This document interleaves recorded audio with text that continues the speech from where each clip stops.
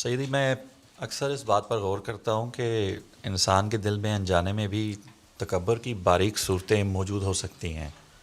خاکسار کا سوال یہ ہے کہ انسان کس طرح شعوری طور پر اپنی ذات میں موجود تکبر کے ان ادنا ترین اثرات کو پہچان کر ان پر قابو پا سکتا ہے تا وہ اللہ تعالیٰ کے حضور قبول کیا جاوے اور اس کی محبت کے مجاہدات میں ہے۔ دل کی کیفیت اللہ تعالیٰ جانتا ہے۔ آپ اگر دل سے اللہ تعالیٰ سے استغفار کر رہے ہیں اور معافی مانگ رہے ہیں اور گناہوں سے بچنے کی کوشش کر رہے ہیں اور تکبر سے بچنے کی کوشش کر رہے ہیں تو اللہ تعالیٰ بخشنے والا ہے۔ تو یہ کب قبول کیا ہے یا نہ قبول کیا ہے تو اللہ کا فعل ہے، اللہ کا کام ہے، ہمیں تو پتہ نہیں۔ حضرت مسیح علیہ السلام کے مختلف اشعار ہیں، ہر وقت یہ ذہن میں رکھیں، اگر کچھ شعروں سے تعلق ہے، نسبت ہے تو بتا دیں۔ بدتر بنو ہر ایک سے اپنے خیال میں، شاید کہ سے دخل و دارالوصال میں، کہ کم سے کم بنو، اپنے حال کو حقیر ترین سمجھو۔ جب کوئی خیال آئے تکبر کا، شعر دماغ میں آ جائے۔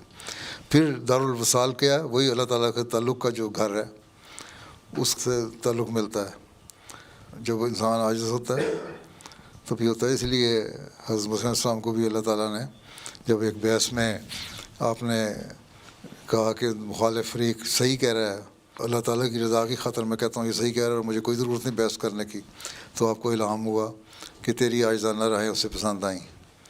تو عاجزانہ راہیں یہی ہیں کہ جو ایسے موقع آ جائے پھر انسان سوچے تھوڑا سا، بجائے اس کے کہ اور زیادہ اس کی جو انا ہے وہ بھڑک اٹھے، اس کو نہ بھڑکنے دیں۔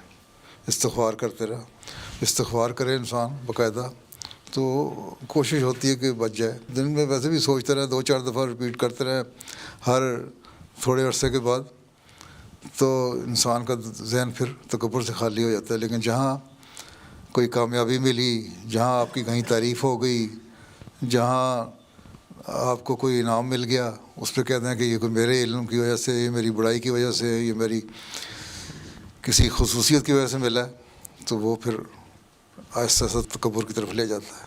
بس یاد رکھیں کہ میں عاجز انسان ہوں۔ اللہ تعالیٰ نے قرآن شریف میں فرمایا نا، تم کتنا تکبر کر لو، پہاڑوں سے اونچا تو نہیں نکل سکتے قد میں، اس لیے عاجزی اختیار کرو۔ مہربانی حضرت۔